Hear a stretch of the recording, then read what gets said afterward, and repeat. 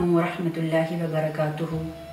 تمام اہل اسلام کو آمد ماہ رمضان المبارک بہت بہت مبارک ہو۔ الحمدللہ اللہ رب العزت کی دی ہوئی توفیق اور حضور علیہ الصلوۃ والسلام کے نالین مقدسہ کے طفیل سے آج رمضان کی صحبتیں سیریز کی پہلی نشست کے ساتھ آپ کی خدمت میں حاضر ہوں۔ آج کی پہلی نشست کا عنوان ہے پہلا عشرہ رحمت۔ اللہ تعالیٰ کا ہم پر لطف و کرم اور احسان ہے کہ اس نے ہمیں ایک بار پھر رمضان المبارک سے نوازا۔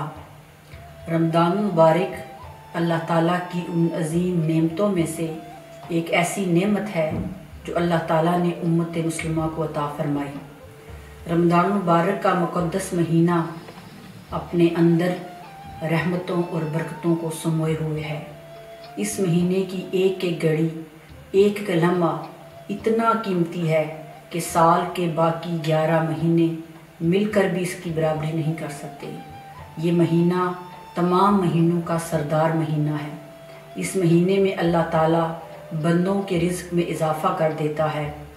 اس مہینے کی عظمت کا اندازہ اس بات سے لگایا جا سکتا ہے، اس مہینے میں نوافل اور اعمال صالحہ کا درجہ فرض کو پہنچ جاتا ہے اور فرض کا اجر 70 گنا بڑھا دیا جاتا ہے۔ یہ مہینہ خوشیوں اور محبت کا پیغام لے کر آیا ہے۔ یہ مہینہ اللہ تعالیٰ کی طرف سے مسلمانوں کے لیے تحفہ ہے۔ اللہ رب العزت اس مہینے میں اپنی رحمت اور کرم کی بارش برسا دیتا ہے۔ اللہ تعالیٰ کی رحمت کا اندازہ اس حدیث مبارکہ سے لگایا جا سکتا ہے۔ یہ متفق علیہ حدیث مبارکہ ہے جس سے سیدنا ابو ہریرہ رضی اللہ تعالیٰ عنہ اور سیدنا سلیمان فارسی رضی اللہ تعالیٰ عنہ نے روایت کیا ہے کہ آقا علیہ الصلوۃ والسلام نے فرمایا، جب رمضان کا مہینہ آتا ہے تو اللہ تعالیٰ آسمانوں کے دروازے کھول دیتا ہے، جنت کے دروازے کھول دیے جاتے ہیں، اللہ تعالیٰ کی رحمتوں کا نزول شروع ہو جاتا ہے اور نیکی کی توفیق عام ہوتی ہے۔ اس مہینے میں شیاطین کو جہنم میں جکڑ دیا جاتا ہے، دوزخ کے دروازے بند کر دیے جاتے ہیں اور روزہ بدی کے راستے میں رکاوٹ بن جاتا ہے۔ تو گویا اللہ تعالیٰ کی رحمت اپنے عروج پر ہوتی ہے۔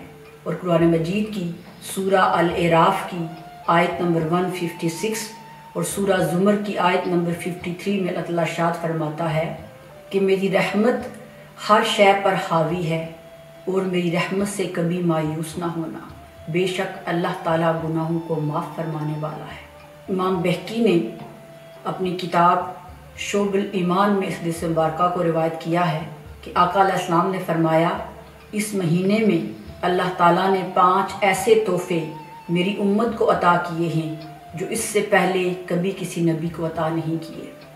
پہلا تحفہ یہ ہے کہ جب رمضان کی پہلی رات ہوتی ہے تو وہ اپنی رحمت کی نظر ڈالتا ہے، جس پر اس کی رحمت کی نظر پڑ جائے اسے کبھی عذاب نہیں دے گا۔ دوسرا تحفہ یہ ہے کہ ان کے منہ کی بو کستوری سے بھی زیادہ اس کو اچھی لگتی ہے۔ تیسرا تحفہ یہ ہے کہ فرشتے دن اور رات ان کی بخشش کی دعا کرتے ہیں۔ چوتھا تحفہ یہ ہے کہ اللہ تعالیٰ جنت کو حکم دیتا ہے کہ اے جنت تو تیار ہو جا، تو مزین ہو جا، ان قریب ہے کہ روزے دار دنیا کی تھکاوٹ سے تھک کر میرے گھر دار رحمت کو سکون اور آرام کے لیے آئیں گے۔ اور پانچواں تحفہ یہ ہے کہ رمضان کی آخری رات اللہ تعالیٰ تمام مسلمانوں کو بخش دیتا ہے۔ تو ناظرین کرام، ہم نے دیکھا کہ اللہ تعالیٰ کی رحمت رمضان کے مہینے میں اپنے عروج پر ہوتی ہے۔ امام غزالی رحمۃ اللہ علیہ نے اپنی کتاب مکاشفۃ القلوب میں اللہ تعالیٰ کی رحمت کا ایک انداز بیان کیا ہے کہ سیدنا موسیٰ علیہ السلام نے اللہ تعالیٰ کی بارگاہ میں عرض کی، باری تعالیٰ میں اپنی امت کا گناہ گار ترین شخص دیکھنا چاہتا ہوں۔ اللہ رب العزت نے پتہ بتا دیا، فرمایا موسیٰ فلاں چوک پر کھڑے ہو جانا، کل صبح سب سے پہلے جو شخص اس پل سے گزرے گا وہ تیری امت کا گناہ گار ترین شخص ہوگا۔ اس کی نشانی یہ ہوگی کہ اس نے اپنے ہاتھ میں ایک بچے کی انگلی پکڑی ہوگی۔ سیدنا موسیٰ علیہ السلام سرے رات ہی اس پل پر پہنچ گئے۔ صبح کی پھوٹ پھوٹی تو آپ کو دور سے دو سائے نظر آئے۔ جب وہ شخص آپ کے قریب سے گزرا تو آپ پہچان گئے یہی میری امت کا گناہ گار ہے۔ اپنی امت کے گناہ گار شخص کو دیکھ کر موسیٰ علیہ السلام اداس ہو گئے۔ آپ کی طبیعت پر بوجھ آ گیا۔ عرض کی باری تعالیٰ کہ اس کا کیا علاج ہے؟ انبیاء کرام اپنی امت کے گناہوں کو دیکھ کر اداس ہو جایا کرتے ہیں۔ اے باری تعالیٰ مجھے میری امت کا میرے بعد نیکوکار شخص دکھا دے تاکہ دل کا بوجھ ہلکا ہو جائے۔ اللہ تعالیٰ نے فرمایا موسیٰ اسی چوک پر کھڑے ہو جانا، آج شام جو شخص سب سے آخر میں یہاں سے گزرے گا وہ تیری امت کا تیرے بعد نیکوکار شخص ہوگا۔ سیدنا موسیٰ علیہ السلام عصر کے وقت ہی اس پل پر کھڑے ہو گئے۔ بازار میں رش تھا، لوگ آ جا رہے تھے، پھر رش کم ہوا، پھر اکا دکا لوگ آنے جانے لگے۔ وہ شخص بھی اپنے بچے کے ساتھ وہاں سے گزرا۔ سیدنا موسیٰ علیہ السلام کی حیرت کی انتہا نہ رہی کہ جب اس شخص کے گزرنے کے بعد ساری رات کوئی اور نہ گزرا۔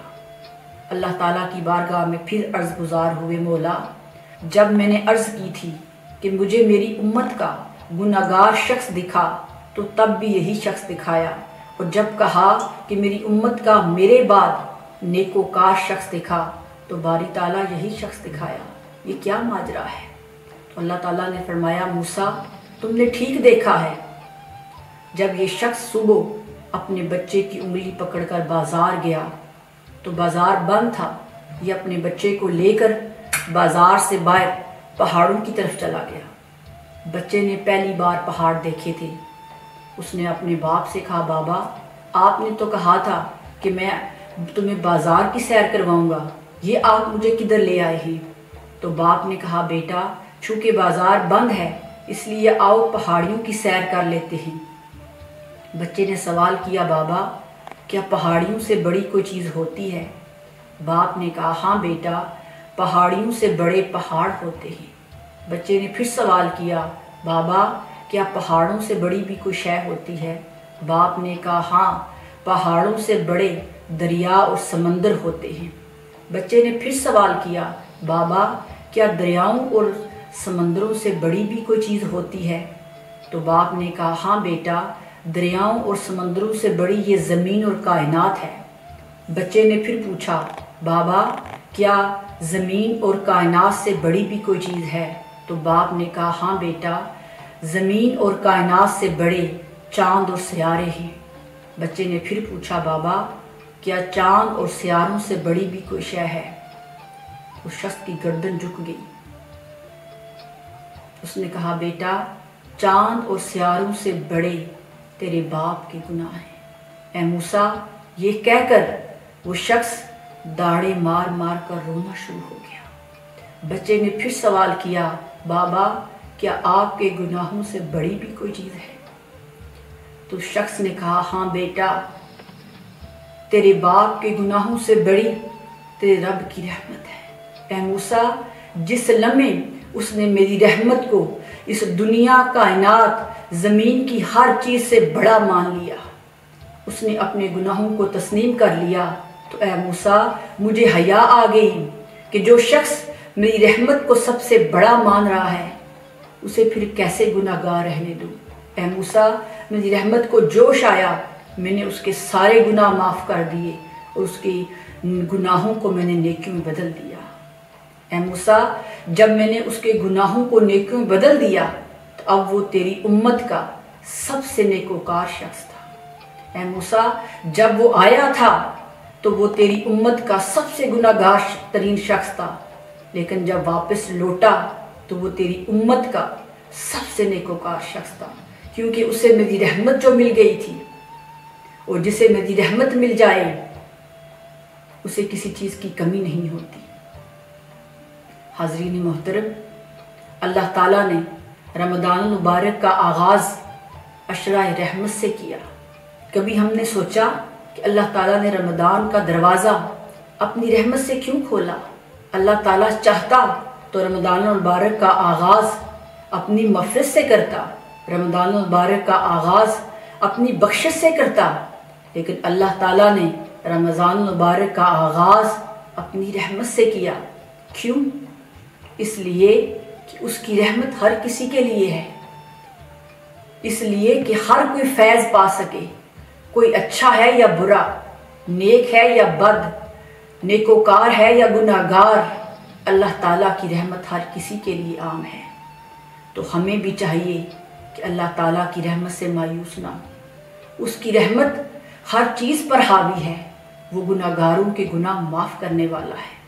آئیے اس رمضان مبارک میں جہاں اللہ تعالیٰ نے اپنی رحمت کے دروازے ہم پر کھول دیے ہیں، اب یہ ہم نے طے کرنا ہے کہ رحمت کے بہتے ہوئے دریا سے کیسے مستفید ہو سکتے ہیں۔